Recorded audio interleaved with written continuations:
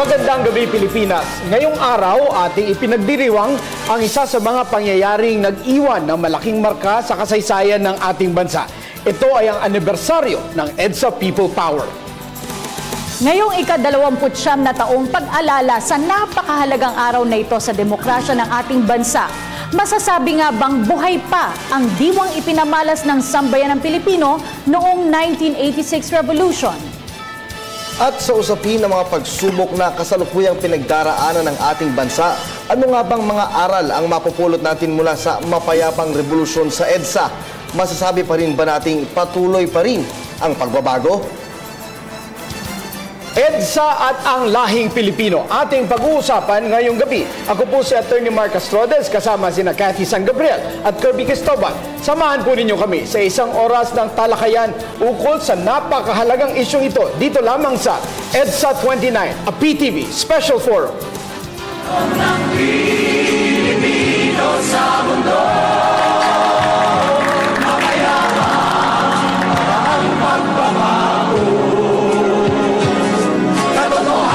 Sa 29, ituloy ang pagbabago. Ito ang opisyal na tema ng ika-29 na anibersaryo ng EDSA People Power Revolution. Pebrero 1986, magmula noon ang EDSA ay naging isang simbolo ng kalayaan at demokrasya na ipinaglaban ng milyong-milyong Pilipino para magsalita at kumilos ukol sa kanilang karapatan sa ilalim ng batas militar. Nagtagal ang pag-aalsang ito ng 3 araw laban sa presidente noon na si Ferdinand Emmanuel Edralin Marcos Sr., kung saan napuno ang kahabaan ng EDSA ng dasal, rosaryo at matinding pananampalataya mula sa pangunguna ni Cardinal Sin, dahilan kung bakit tinawag itong Bloodless Revolution. Kasama rin sa revolusyong ito ay sina Defense Minister Juan Ponce Enrile at Secretary of National Defense Fidel V. Ramos, at sa tulong na rin nina June Kitley na naghatid ng totoo at makatarungang impormasyon para sa mga kababayan sa EDSA. Hindi kalaunan nakamit nila ang inaasam-asam na kalayaan mula sa kamay na bakal ng dating Pangulong Ferdinand Marcos. Kaya naman hanggang ngayon, ang EDSA People Power Revolution ay isa sa mga pangyayari na patuloy na sumisimbolo sa ating kasaysayan at humubog sa ating pagka-Pilipino. Ano-ano nga ba ang mga aral na iniwan sa atin ng EDSA People Power? At buhay pa ba ang diwang ipinaglaban ng sambayan ng Pilipino makalipas ang 29 na taon? Sabay-sabay natin talakay ang mga mahalagang issue dito lang sa EDSA 29, a PTV Special Forum. Ay kayang makamit na walang lahat, basta't magkaisa tayong lahat, ang loob ng Pilipino sa mundo. Muli isang magandang gabi Pilipinas. Mark, napakahalagang yugto sa kasaysayan ng ating bansa ang ating ginugunita ngayong araw, ang anibersaryo ng EDSA Revolution. Marahil sa marami sa ating mga kabataan ngayon, Cathy, hindi na nila maalala kung ano yung realidad during the time of the dictatorship, pero mahalagang maalala natin yon at ma-celebrate yung ating demokrasya. At 29 na taon na nga ang nakalilipas simula na maganap ang People Power Revolution. Gaano kahalaga pa rin ito sa ating pang-araw-araw na pamumuhay sa ngayon? At ang ating mga makakasama sa araw na ito will allow us to go back to those wonderful days and also look ahead. Kaya pakilala na natin ang ating mga panauhin, Cathy. Kasama po natin sa ating studio ang chairperson ng Yellow Ribbon Movement, Ms. Margie Huico. Magandang gabi po, ma'am. Magandang gabi din sa inyo lahat.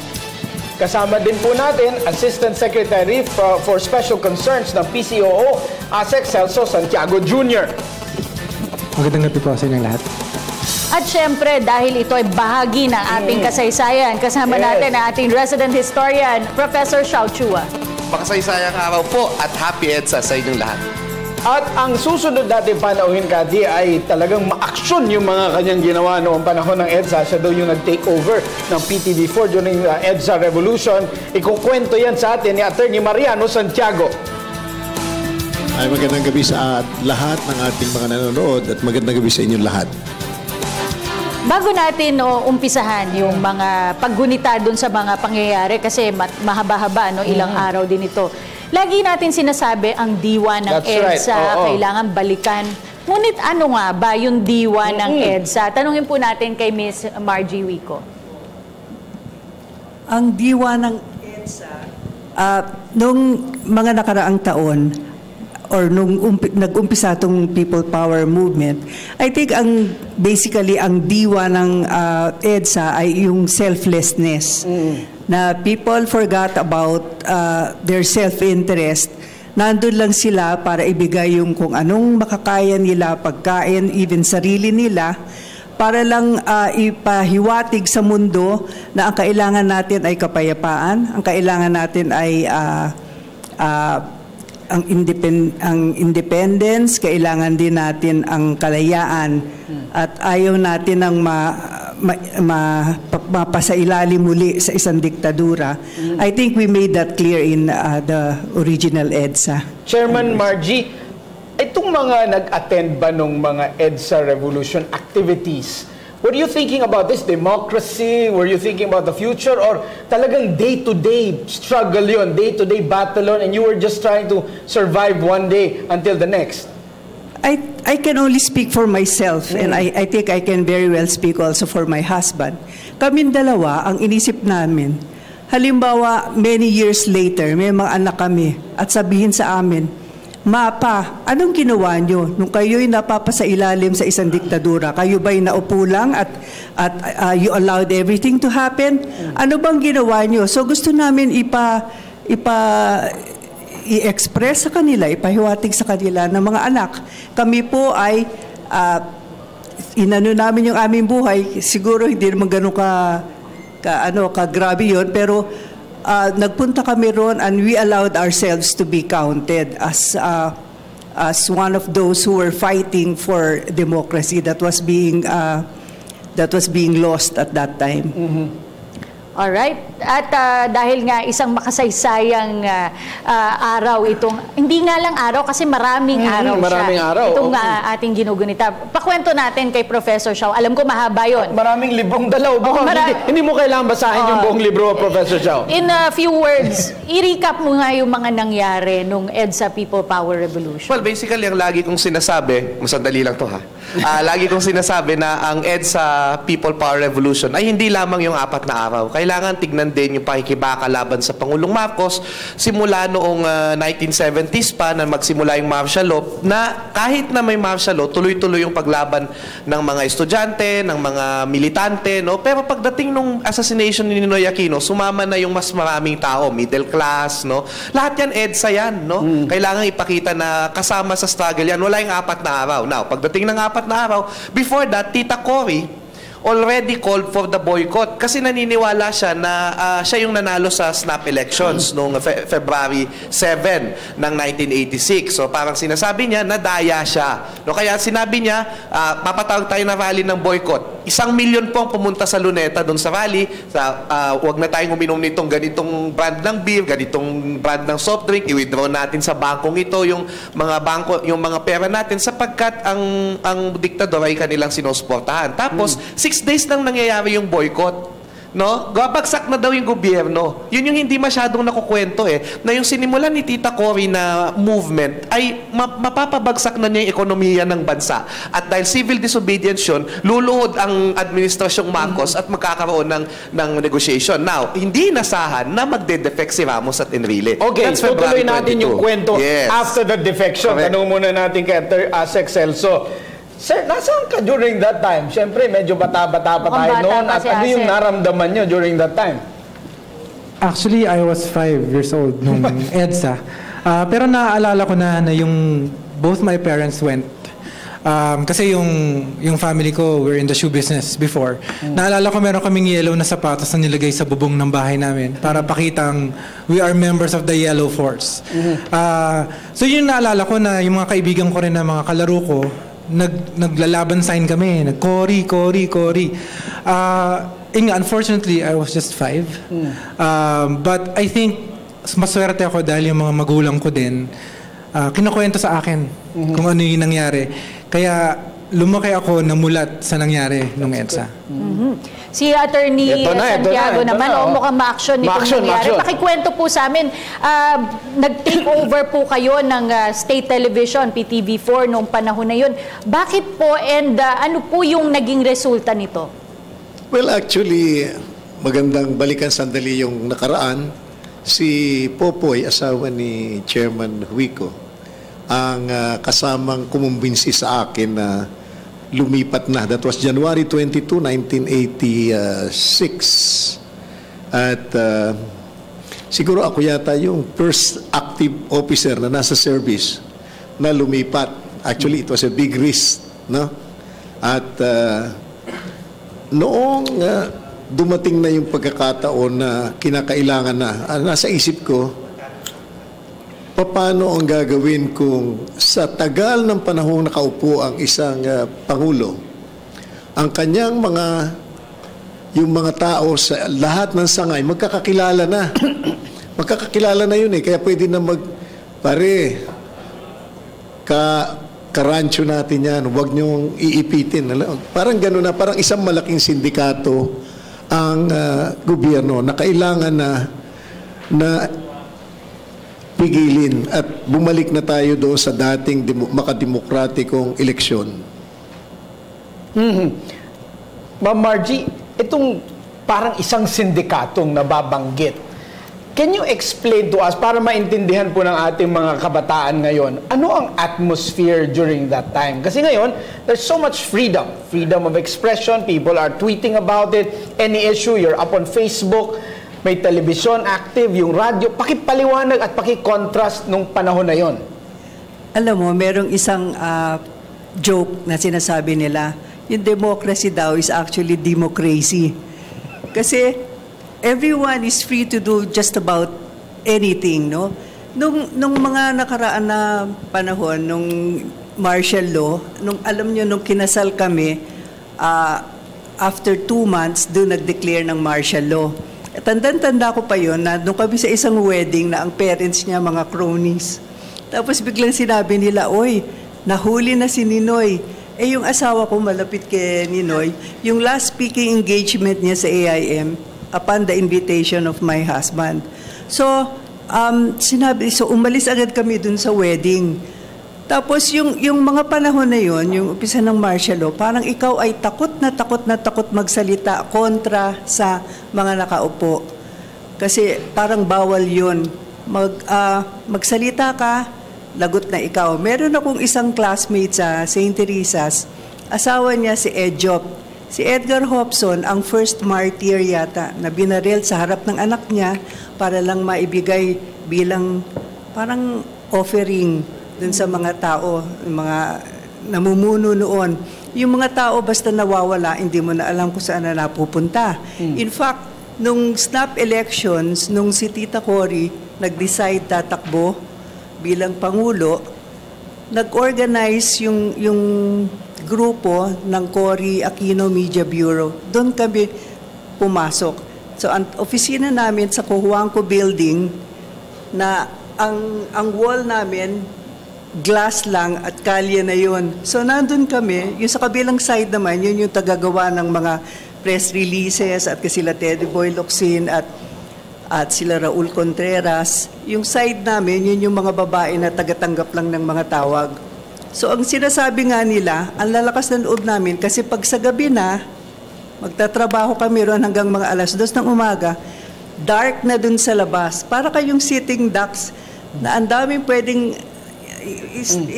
pwede kayong tapusin yung buhay nyo dun lang. So, parang madidilim ang mga araw noon, bawal ka magsalita, takot ka, yung anak ko biglang na-late umuwi, inisip ko namin baka na-kidnap na or ganyan, at meron daw Carvalho Island, doon dinala yung mga may sakit, di ba? Yun dati yun, prepare para doon, those people who will fight against the powers that be will be sent to that island. Alright. So, maraming hindi po pwedeng gawin doon. Okay. Kasi martial law, militar ang namumuno. Okay. Sir Mark, pwede ko bang dagdagan yun? Mahalaga yung sinabi niyang info sapagkat may list, kung hindi nangyari yung people power, February 25, pagka-announce ni President Marcos, pagkasumpa niya as President for the third time, ide-declare niya ang martial law. May documents yan, ha? Ide-declare niya yung martial law at may mga listahan na yung mga taong uhulihin. At dadalhin nga dun sa isla na yon. So, ibig sabihin, kung hindi po nangyari yung EDSA revolution, hindi nagkaisa yung mga tao, magkakaroon ulit ng second martial law under President Marcos. Kanina may sinabi ka, Professor Siao, no? Yung pivotal role ni dating Defense Minister Juan Ponce Enrile And Ramos. dito sa EDSA People Power Revolution. Babalikan po natin yan sa aming pagbabalik.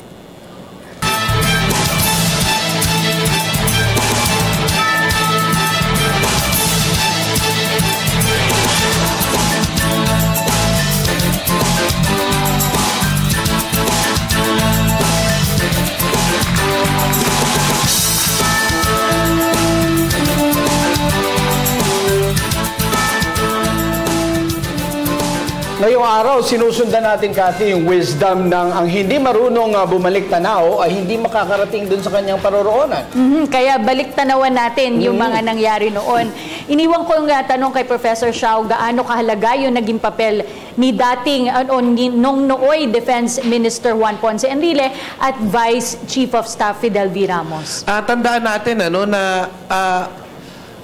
nung panahon ng martial law, 70,000 according to Amnesty International ang arbitrary arrest, 34,000 ang nagdanas ng torture, 3,240 ang namatay. And this is during the early years of the Marcos dictatorship. Hindi pa na-account yung buo. And we cannot know. So, ibig sabihin, ang image ng militar at yung police na under sa militar noon, Philippine Constabulary, ay medyo masama, nakakatakot. No? When Minister Enrile and Vice Chief of Staff Fidel Ramos, Chief of the Philippine Constabulary, nung sila ay nag-defect kay Marcos, remember, the context was they were serving Marcos for 14 years already na under the dictatorship. So parang sinasabi dito, a lot of the people did not believe na meron ng parang sinasabi lang, moro-moro lang ito, naglolokohan lang tayo. The only time na naniwala ang tao ay nung tumawag si Butz Aquino na pumunta kayo sa EDSA, yung August 21 movement, at tumawag din si Cardinal Sin, sabi niya, I appeal for food and expression of support. Pati boses talaga ginagaya ni Prof. You do so. So, ang nangyari, ito, very short.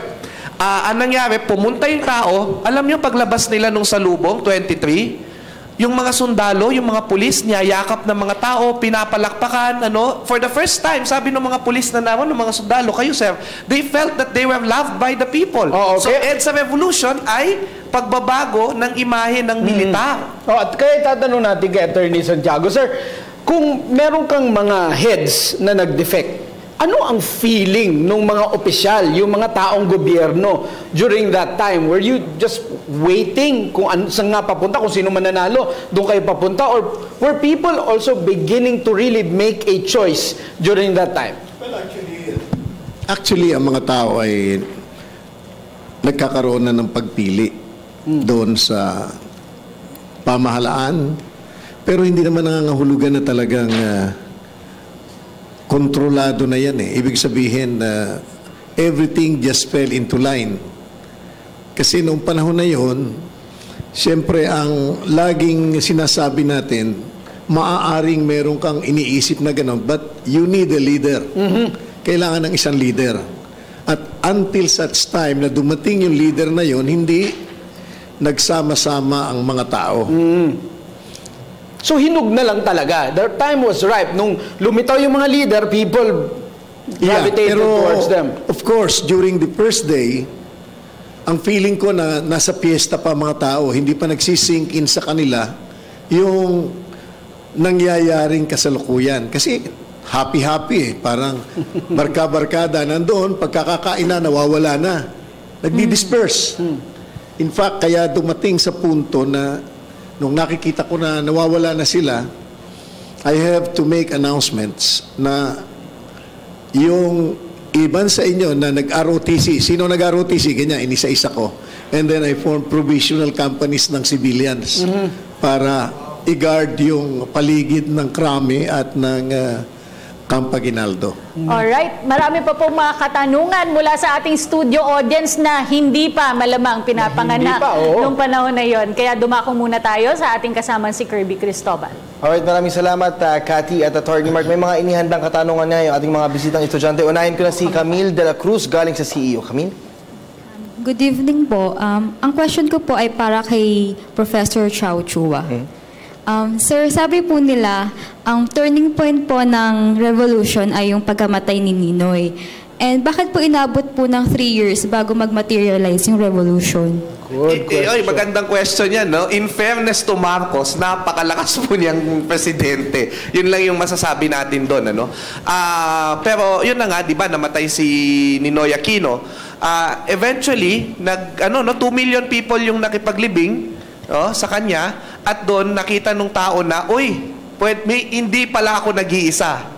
Diba? Hindi lang si Ninoy ang naka-feel na hindi siya nag-iisa. Yung maraming tao, na-feel nila na hindi sila nag-iisa. So ano ang nangyari after that? Ang dami ho na naging matapang na doon sa pagpunta sa mga rally sa Ayala Avenue, doon sa Ugarte Field, sa Liwasang Bonifacio. Eventually, inaraw-araw nila halos yung protesta, no? Kasama si Tita Cory sa mga protests na yan, at maging yung mga iba't ibang mga personalities, no? At syempre, yung taong bayan. Ang problema, yun na nga, matagal, no? Sinusunod natin yung proseso. Kasi kailangan mapalitan si Marcos ng isang eleksyon, at ang hinihingi ng tao sa mga kongreso ng mamamayang Pilipino ay eleksyon, at pumipili sila ng tao kung sino ang palit kay Marcos na pwedeng lumaban kay President Marcos. So basically, ang nangyari doon, consolidation. Tapos biglang naka-feel si Marcos na baka bitawan siya ng Amerika, gusto niyang paniwalaan ng Amerika na meron pa siyang power, na meron pa siyang mandate. Yun, nagpatawag ng eleksyon. Sabi ni Tita Cory, tatakbo lang siya pag nag-snap elections at pag may 1 million signature. Nakakolekta ng 1 million signature. Ayun, nag-snap election. Nangyari ang imposible, at yun na nga, nagkaroon ng EDSA Revolution. Alright, maraming salamat sa iyo, Professor Chow. Next question naman manggagaling kay TJ Padua mula sa Colegio de San Lorenzo. TJ? Magandang gabi po. Ang tanong ko po ay para kay Professor Chow pa din po. Professor Chow, bakit po kaya sa palagay niyo po, sa tingin niyo po, naging matagumpay po yung People Power Revolution po? At sa tingin niyo po, bakit po hindi ginamitan po ng dahas ni dating Pangulong Marcos po ang mga tao nagpo-protesta po sa kanya ng mga oras na yun? Okay, in fairness to President Marcos, kasi pinapakita niya, di ba, biglang lumitaw si Marcos sa TV kasi sabi nila, nawala na si Marcos. Alam niyo yan, noong 24 February umaga. Tapos nagtatalon na si President Ramos, si General Ramos doon. Na yun pala, nandun pa si Marcos. Sabi niya, biglang lumitaw sa TV, I am not Willie Nepomuceno. So sabi niya ganyan. So ibig sabihin, the real McCoy ito, no? At alam niyo sinasabi niya doon, si General Ver, sinasabi niya, we have 2 fighter planes flying now to strike at any time. Sabi ni President Marcos sa TV, my order is not to attack, no? Now, ano ito? Murong-muro to no? Alam mo, ang order ni President Marcos, lusubin na yung krami dahil nandun ang ilang daan na sundalo ni Ramos at Enrile. No? It would be bloody. Hinahanda na yung mga mortar dito sa Camp Aguinaldo So, na yun? It would have been bloody. Ang problema, nandun yung mga tao. In fairness to Marcos, ang utos niya, tapusin nyo yan, kaso hindi ang mga tao, yung tao, hindi mo naman pwedeng patayin. Marcos also knows that history will watch him. No? At ayaw niya pumatay. Now, ito pa yung isang nangyari. Ito yung magic Yung EDSA kasi, para yung jigsaw puzzle na pag may isang kulang, babagsak yung buong babalikan natin yung pangalawa na yan, Professor Chow, maya-maya lamang. Pero fast forward tayo sa celebration natin. Yes. Tanungin natin si Asek, ano po yung tema ng ating celebration ng People Power Anniversary ngayong taon? At simple po ang nagiging paggunita natin. Ang tema ngayong taon, yung celebration ng EDSA People Power Revolutions, ituloy ang pagbabago. Parang 2 parts yan Una, magbibigay pugay sa pagbabagong nakamit natin simula noong 1986. At parang ino-exalt yung mga tao na ituloy natin yung mga gains. Kasi gaya nga nung nasabi ni Pangulong Aquino, hindi pa tapos yung laban ng EDSA. At nakasalalay sa atin yung mga present generation, saka yung mga darating pa, na ipagpatuloy para makamit natin yung Pilipinas na gusto natin para sa ating lahat. At kararating lang po, Colonel Restituto Padilla, spokesperson Armed Forces of the Philippines. Ito, tanungin na kaagad natin na isang matinding tanong. Sir, ang isa sa naging project post-EDSA Revolution ay mabago daw yung mentalidad ng Armed Forces na hindi na dictatorship, hindi na martial law. Nasaan na po tayo sa prosesong yun na to professionalize the armed forces na tapos na ang rehimen ng martial law? Well, patapos po nung EDSA Revolution ng 1986, tinyente pa lang po kami noon, madami pong prosesong sinundan ang ating armed forces at isa na po dyan yung reform na isinagawa. Kasama na ho yan. Kasi nagkaroon ho ng mga pagsusuri sa buong armed forces kung anong kinakailangan. Nung panahon po kasi ng martial law, yung retirement system hindi po nasunod. Madami pong mga opisyal, senior officials ng ating hukbong sandatahan na na-extend. Kasi prerogative po ng Pangulo yon bilang Commander-in-Chief sa ilalim ng isang martial law. So, imbis na magretiro yung mga opisyal na nakatalaga sa mga matataas na pwesto, sila po ay na-extend. Ang epekto po nun sa retirement system at saka sa career progression ng mga maliliit na opisyal at saka yung mga nagde-develop na opisyal ay na pipigil po sila. Kaya ang nangyayari po, yung mga opisyal po, tumataas sa rangko pero wala nang maposisyonan na senior post. So dahil nag-clog up. So isa po yun sa mga naging reforma na wala na magiging extension ng mga nagseserbi sa militar na magiging hadlang para sa pagtaas ng mga ibang opisyal. So nakalagay na rin yan sa panibagong konstitusyon na itinalaga natin at ngayong na sinusunod natin yung People's Power Constitution, yung People's Constitution na ginawa nung time ni Presidente Cory. Isa pa po sa mga reforma ay yung sa mga logistics related, mga gamit po, bagay. Ang dami ho nagko-complain noon na hindi sila nakakakuha ng tamang gamit. Ito po ay ngayon nilagay natin sa isang Modernization Act na in-extend lang natin sa tenure po ng ating mahal na Pangulo na siyang magdudulot ng karagdagang kapabilidad sa ating armed forces upang masagawa niya yung kanyang nakatalagang constitutional mandate of defending the Constitution. Okay. At madami pa pong iba. Ito mga programa pong ito, ang mga reform na ito ay mga base sa mga natutuhan natin, lessons learned sa mga sumunod-sunod na coup na naging complaint ng mga junior officers. Napaka-politicized po kasi natin nung araw na yon. Pero ngayon po, para maging matatag at maging constitutionally grounded ang ating sandatahang lakas, yung patuloy na training and education and inculcation of constitutional values, nasunod po yan. Kaya ngayon po, may pagmamalaki natin na dahil ho dito, matatag po ang inyong armed forces, grounded po sa Constitution. Okay. Colonel Padilla, tatanungin ko na rin kayo. Dahil kanina, nabanggit ng ating historian na si Professor Xiao Chua, yung naging mahalagang role ni dating Defense Minister Enrile at ni dating Vice Chief of Staff Fidel V. Ramos sa EDSA People Power. Gaano po ka-crucial din yung naging papel ng suporta sa kanila ng ating militar noon? Napakalaki po ng naging ng naidulot na desisyon. Alam po natin yung mga events na nag-transpire noon. Noong 1986, so nagkaroon ng announcement ang then Secretary of Defense na si Secretary Enrile at yung Acting Chief of Staff yata, kung hindi ako nagkakamali, si General Ramos. Ang kanila pong announcement ay nag-trigger ng relief sa maraming kababayan natin na naghahangad ng pagbabago. At marami rin ang na kinabahan. Kasi ngayon, paano na to? May maliit tayong grupo na lumalaban sa rehimeng Marcos at nagsasabi ng kanilang mga naisabihin na against dun sa administration. So, both positive and negative ang naging reaction na yon. Kanya, ang isa pong crucial na sumunod na pagkakataon doon ay yung announcement po ni Cardinal Sin, ng ating Cardinal nung time na yun. Si Cardinal Sin po, nung nawagan na sa taong bayan, napuntahan natin, bantayan natin ang buong kampo para hindi maatake ang grupo ni Secretary Enrile at saka ni General Ramos. Yun po ang mga naging key events na nagkaroon ng momentum. Yung momentum po na lumaki at nagkaroon ng pangkalahatang suporta sa ating taong bayan ang nagipuyatang turning point. Okay.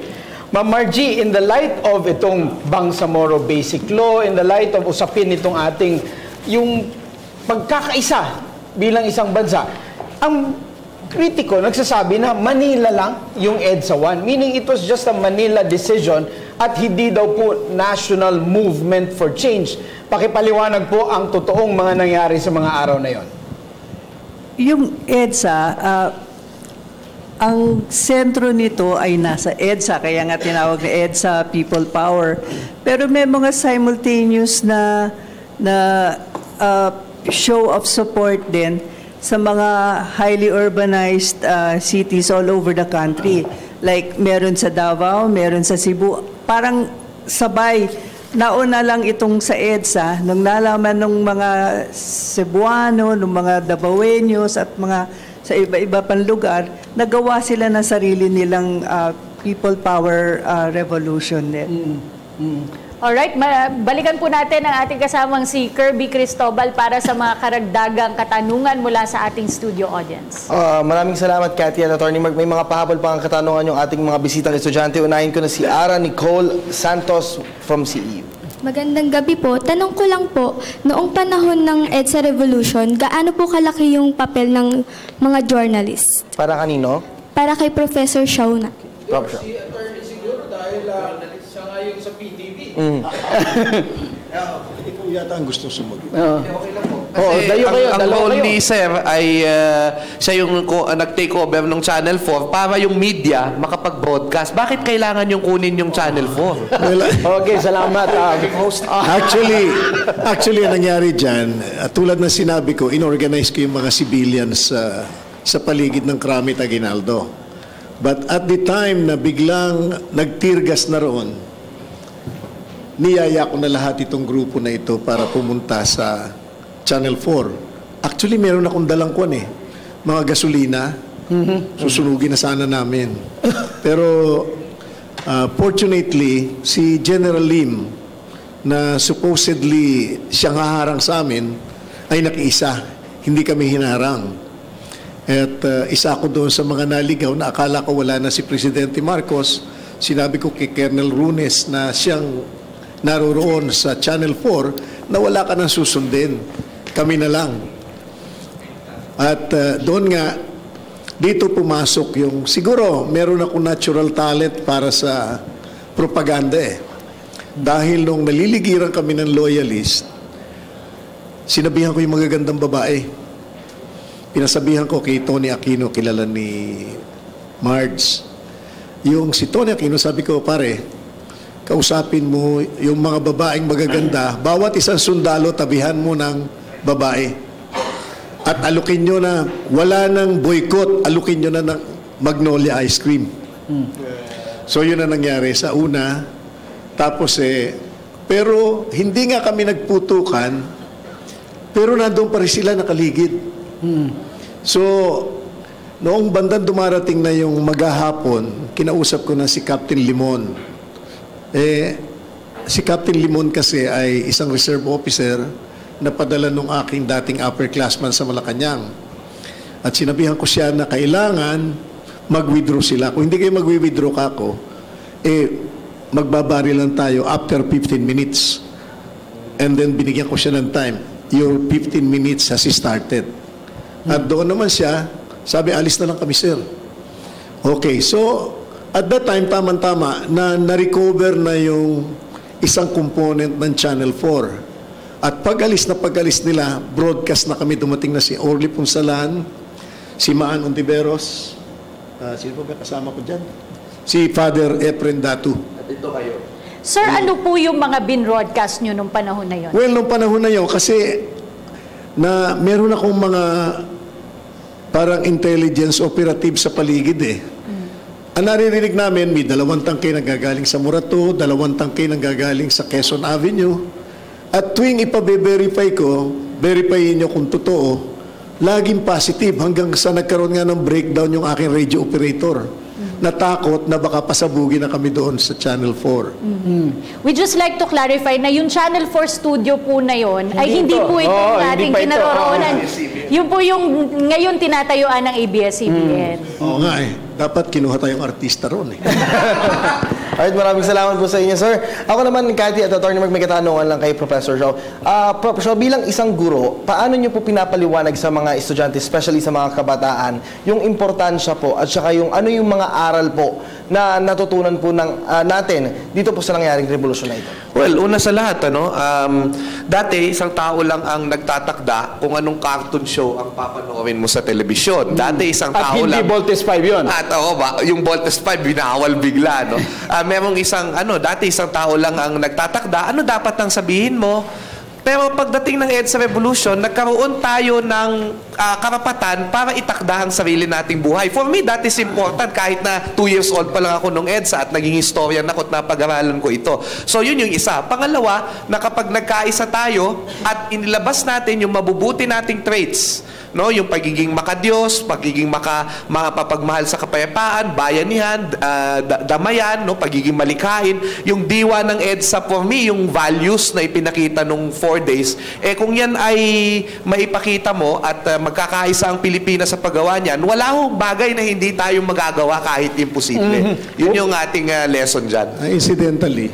Sir, kung sa ating pagbabalik, Cathy, itatanong natin paano natin gugunitain na ito in a way that will enliven all of us. Dahil sa ibang bansa, special yung kanilang celebrations, whether public or private. Kaya meron pa tayong mga katanungan sa ating guest sa ating pagbabalik.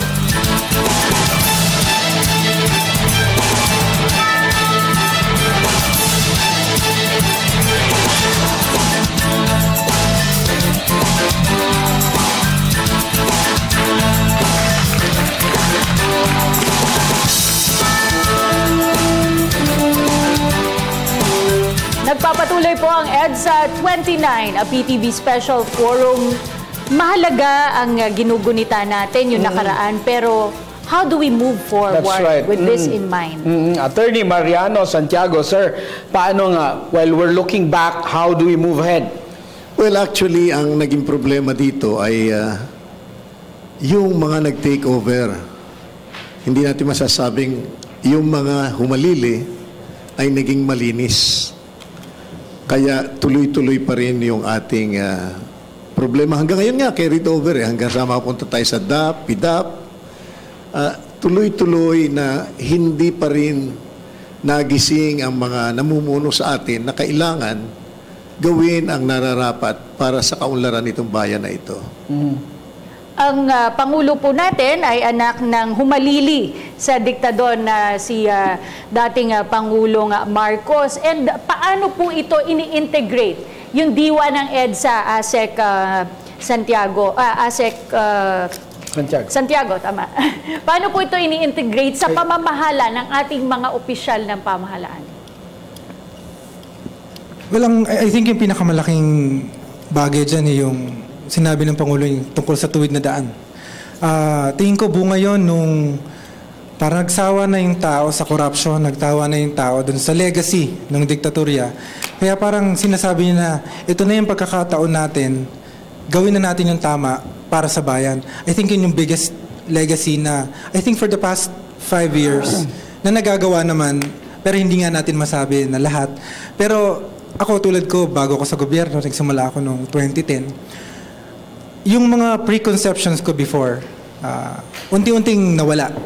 Kasi nakita ko rin naman na yung mga nasa gobyerno ngayon at yung mga bago din, talagang gusto nila tuwid na daan, yung tahakin. And kung i-relate ko lang dun sa tanong ni Cathy, kung paano ba yung sinasabuhayan, I think with our celebrations of EDSA since 2011, the 25th, I think yung mga tema niya, akma eh. Tulad nung 2011, yung tema natin, yung Pilipino ako ang lakas ng pagbabago. Parang sinasabi sa bawat isa na after a decade of apathy, nasa inyo yung power to change. Nung 2012 naman, ang tema natin, yung anong taya mo para sa Pilipinas natin. Yun naman, tinatanong yung mga mamamayan, gusto mo ng pagbabago, anong gagawin mo? Tapos yung sumunod naman, nung 2013, medyo meron na tayong na-gain kahit papano. Ang tema na nun, Pilipinas natin, abot tanaw na. Parang sinasabi, wag tayong bibitaw kasi nakikita natin yung magandang kinabukasan. Ituloy lang natin yung tuwid na daan. At syempre, noong 2014, dahil nga sa Yolanda, yung tema nun, yung kapit-bisig tungo sa pagbangon.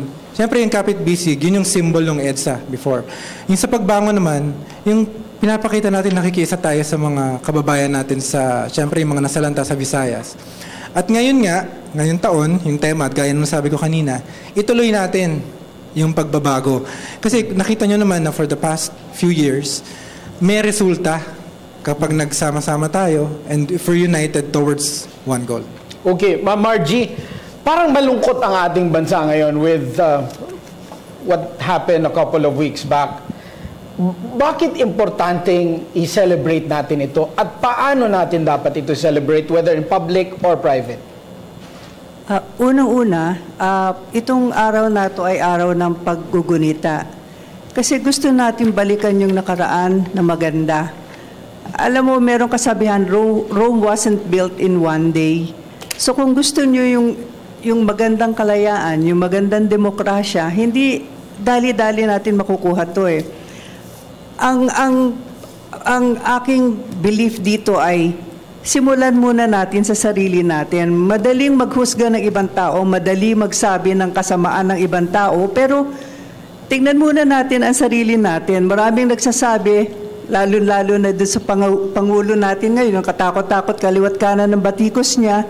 Alam mo, noong unang panahon, nasasabi ni Tita Cory, by the way, pinagsilbihan ko siya ng 23 years, sinasabi niya na, alam mo, ang lungkot dito kasi walang eskwelahan para sa mga Pangulo.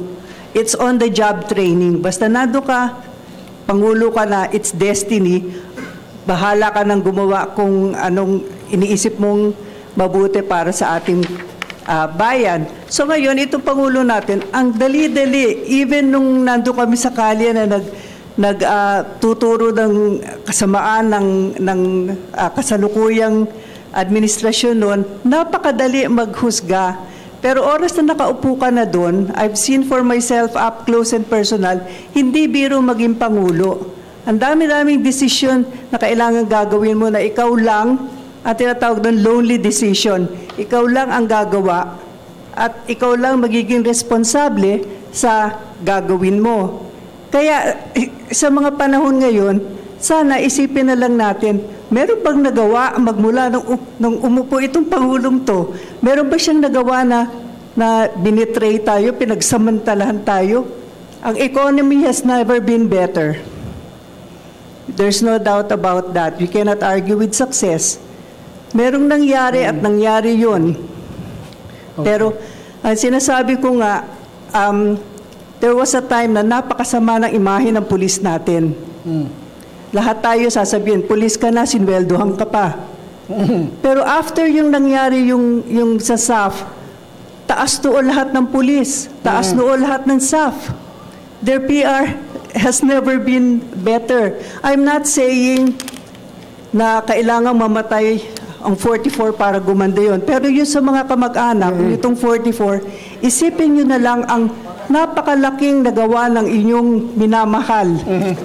At itinaas ang antas ng mga kapulisan. Napakaganda na imahe nila ngayon, ang trust ng tao sa pulis at gano'n na lang kalakas. Sana naman mga tao makita na lang at tingnan na lang natin yung kabutihan na nangyayari sa atin. Madali mag-curse ng darkness, pero of course, galing na nga si Pope, sinasabi mercy and compassion, at let's learn to appreciate the good that is around us. Alright, with that, hinga na po natin ang kanilang mga huling mensahe, ang ating mga panauhin. Unahin natin si Professor Xiao Chua. Alam niyo po, yung EDSA, pag binalikan natin, ginaya po ng buong mundo yan na first na peaceful, successful revolution in the world na ngayon ginagaya. Pero alam niyo, hindi naman perfecto ang mundo. No? Sometimes nadidismaya tayo sa ilang mga naging EDSA heroes. At dahil dyan, pati yung EDSA, dinadamay natin. I would just like to remind everyone, EDSA does not belong to a few personalities. EDSA, people power, does not belong even to one family. EDSA belongs to the people and it belongs to the people. Kaya sana ibalikan natin yan, yung bayanihan, ipakita natin. At yun nga, pinaglaban natin dyan, katotohanan. Katotohanan. Magsabi po ng katotohanan para magpatuloy ang diwa ng EDSA. Okay. Huling mensahe naman po ni Attorney Mariano Santiago. Well, sa akin, ang EDSA ay isa lamang patunay na pagka tayo'y nagkakaisa-isa ay malaki ang ating magagawa. Pero gusto kong balikan ang sinabi ni Jose Rizal na ang kabataan ang pag-asa ng bayan. Sapagkat ang akala siguro ng iba, ang kabataan ay yun lamang below 20 years old. Para sa akin, ang kabataan ay kasama pa rin kami kahit na matanda na Pwede kami. Pwede pa. Kami pa rin na ma-retain namin yung ideals ng aming kabataan. Dahil hindi po pwedeng exempted na ako porque tumanda na ako kaysa doon sa dati kong edad. At sana, dito sa mga kabataan ngayon, at sana yung mga sumusulat ng ating kasaysayan ay gawing very neutral, wag one-sided, dahil baka iba ang lumabas sa utak ng mga bata natin. Okay, maraming salamat po. At huling mensahe rin mula kay Colonel Restituto Padilla, ang tagapagsalita ng Armed Forces of the Philippines. Maraming salamat. At sa pagkakataong ito, bilang paggunita sa EDSA, pang 29 na natin ito, sa hanay naman ng sandatahang lakas, isa lang po ang nais naming ibahagi. Maging mapanuri po tayo sa lahat ng ating napapakinggan at maging proud po tayo sa ating hukbong sandatahan. Dahil tandaan niyo po, ang bansang Pilipinas ay hindi bansa na inuobliga ang bawat mamamayan o bawat kabataan na magsilbi. In other countries, mandatory po na kailangan kayo magsilbi ng 2 o 3 taon, mandatory service. Sa ating armed forces, hindi po, voluntary service po yan sa police, sa kasundaluhan, sa Coast Guard at ano pang uniform services. Hindi po inuobliga, voluntary po ito. Kaya maging proud po tayo sa lahat ng ating sundalo. Maging proud po tayo sa ating mga police, maging proud po tayo sa ating uniform services. Dahil kami po, sumumpa po kami na ipagtanggol ang ating bansa, minamahal nating inang bayan, ang tinataya namin dito ay aming buhay. At proud kami na gawin yon dahil nga sa paniniwala na malaki pa ang maaabot ng ating bansa at this country is worth dying for. At huling mensahe po ni ASEC Celso Santiago Jr. Pakibanggit po, ASEC din, a few of the activities lined up. Siguro, unahin ko muna yung mga activities ng EDSA. Saka yung mga nakaraang araw na naganap na rin.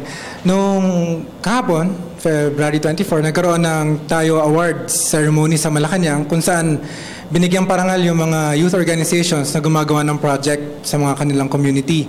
At yung kanina nga, yung wreath laying sa EDSA People Power Monument, kung saan naglagay ng wreath ang Pangulong Aquino sa People Power Monument, maiksing programa at pagkatapos ay pumunta sa EDSA Shrine para sa isang misa na pinangunahan ni Cardinal Tagle. At sa 27, ito, lalo na para sa mga kabataan, meron pong play sa CCP entitled Manhid. Bali, ang plot po niya ay paano kaya ang Pilipinas kung hindi nangyari yung EDSA. At para magiging battle between good and evil siya, ang kalaban yung apathy, yung pagkamanhid. Dahil parang yung mundo noon, parang wala na silang pake kung ano nangyari sa Pilipinas. Bilang isang mensahe naman siguro, lalo na sa mga kabataang tulad ko, siguro aralin natin yung nakaraan. Yung iba nga nagsasabi na we should not forget. Ang nagiging problema lang doon, how can we forget what we don't know? So aralin natin yung kasaysayan. You know, EDSA was a shining moment in our history and we should be proud of that. And isang sigurong mensaheng may iwan ko sa mga kabataan, ang people power ngayon ay hindi na lamang pagpunta sa kalsada para magpatalsik ng Pangulo. Ito'y kung magsasama-sama kayo para tulungan yung kapwa. Hindi kailangang milyon-milyon kayo, siguro kahit 3 o 5, tulungan niyo yung community niyo, people power na yon. At sa mga nakita ko for the past 5 years working with the young, lalo na dun sa mga projects ng EDSA People Power Commission, kitang-kita ko na buhay ang EDSA. Kaya ipagpatuloy natin yung pagbabago. At mensahe naman po mula kay Chairperson Margie Wico ng Yellow Ribbon Movement. Sana yung mga kabataan ngayon, gaya ng sinabi ni Asek Santiago, pag-aralan natin ang mga pangyayari noong EDSA at sana lahat tayo maging concerned sa mga nangyayari ngayon sa Pilipinas at kayo ang magiging leaders later on. Tingnan natin kung paanong at kung saan kayo maaari makakontribute para maging maayos at matiwasay ang ating demokrasya dito sa Pilipinas.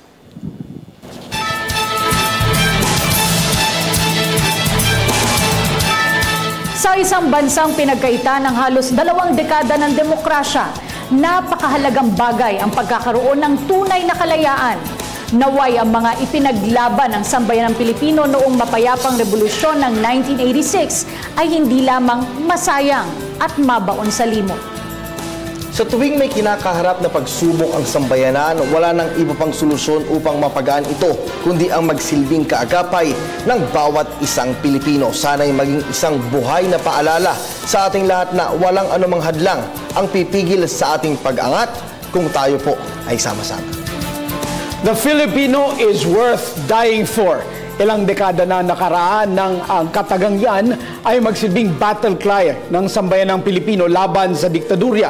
Isang katagang nagpapatunay na ang ating lahi ay nararapat lamang ng bigyan ng pagpapahalaga. Ngunit gaya ng nakaraan, naway sama-sama nating maibangon mula sa mga hamon ang ating nag-iisang Pilipinas. Ako po si Attorney Mark Castrodes, kasama sina Cathy San Gabriel at Kirby Cristobal. Naway nakatulog po ang inyong 1 oras ng pagsama sa aming talakayin ang mahalagang isyong ito. Dito lamang sa EDSA 29, a PTV Special Forum. Di na ko papayag, mabawi. Ating kalayaan kay tagal na nating likid. Di na mapayagang mamawi muli. Magkakapit-bisig